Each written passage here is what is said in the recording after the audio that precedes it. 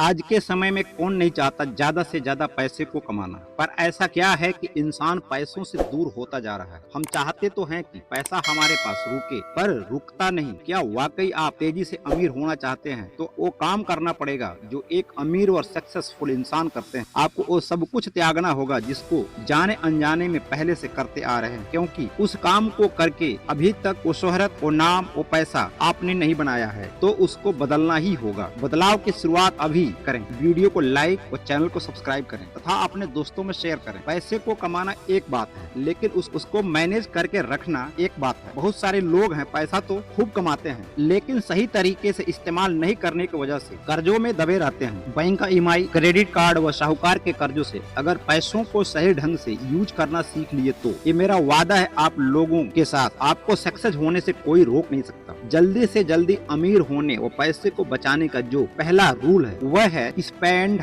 Less than you earn. कमाई से कम खर्च करें। कमाई से कम खर्च करें, यह एक बहुत ही महत्वपूर्ण आर्थिक सिद्धांत है। इंसान को अपनी लाइफ में स्थिरता व सुरक्षा प्रदान करने में मदद करता है। जब आप अपने पैसों को खर्च करने के तरीके को समझें, सबसे पहले बजट बनाएं। अपने हर दिन के होने वाले खर्चों का एक लिस्ट तैयार करें। जब भी आप मार्केट जाएं तो आपके पास अपने चीजों की एक सूची होनी चाहिए। मुझे ये सामान खरीदने हैं। बेवजह की सामान घर पर नहीं आएगी। बहुत बार ऐसा होता है कि पहले से सामान स्टोर में है और फिर उसकी खरीदारी कर लेते हैं, जो अनावश्यक खर्च है। अपने इच्छाओं और भावनाओं के हिसाब से चीजों को खरीद फरोख्त करें, जिससे अनावश्यक खर्चों से बचेंगे और भविष्य के लिए बचा पाएंगे। हमेशा प्रयास करें बचत करने की। अपने आमदनी को एक निश्चित हिस्से अलग रखें, 10 से 20% तक, और यह नियमित करें अनावश्यक खर्चों से बचें। कोई भी कर्ज लेने से पहले उसके ब्याज को बड़े ही गहराई से जांच परख करके फिर आगे कदम बढ़ाएं, नहीं तो महीने भर की सारी कमाई ईएमआई में चली जाएगी और आप तनाव में आ जाएंगे। आप अपने आय को बढ़ाएं,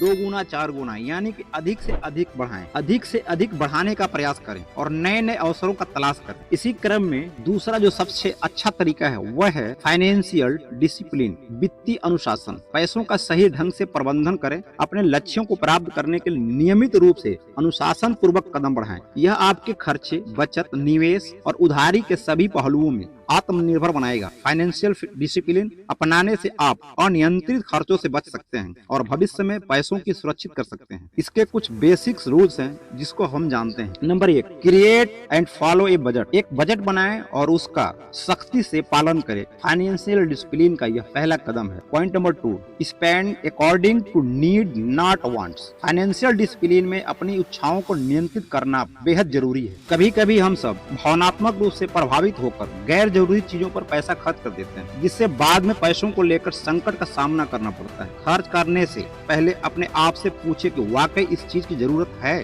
पॉइंट नंबर 3, पे ऑफ डेबिट ऑन टाइम। कर्ज लेना आपकी कोई मजबूरी हो सकती है, लेकिन उसका समय पर भुगतान करना फाइनेंशियल डिसिप्लिन का हिस्सा है। हमेशा उधारी का भुगतान समय पर करें, खासकर क्रेडिट कार्ड का। कोशिश करें कि यह जरूरत से ज्यादा खर्च ना हो। Point number 4, create an emergency fund. आपके पास हमेशा एक इमरजेंसी फंड होना चाहिए। अप्रत्याशित घटनाओं जैसे कि स्वास्थ्य समस्या, नौकरी छूटना या कोई अन्य आकस्मिक खर्चों के लिए तैयार रहें। तीसरा बहुत ही इम्पोर्टेंट तरीका है वह है निवेश। केवल पैसा कमाना ही ज्यादा नहीं, बल्कि आपको उसे बढ़ाने के लिए सही जगह पर निवेश करें, जिससे आपके पैसे का ग्रोथ का लेवल तेजी से बढ़े। आप इसको तेजी के साथ बढ़ता हुआ देख सकते हैं। वह क्षेत्र है शेयर मार्केट। हालांकि शेयर मार्केट थोड़ा रिस्की है, सीख कर करें। म्यूचुअल फंड, रियल एस्टेट या गोल्ड। आप किसी कंपनी के स्टार्टअप में शेयर खरीद कर या सीधे तौर पर व्यवसाय में पैसा निवेश कर ज्यादा पैसा कमा सकते हैं। चौथी चीज है जो आपको बुलंदियों को सैर कराती है वह है डाइवर्सिफिकेशन, विविधता। अपने पैसों का निवेश एक ही क्षेत्र, एक ही जगह में ना करें। एक ही क्षेत्र में निवेश करने से नुकसान होने का खतरा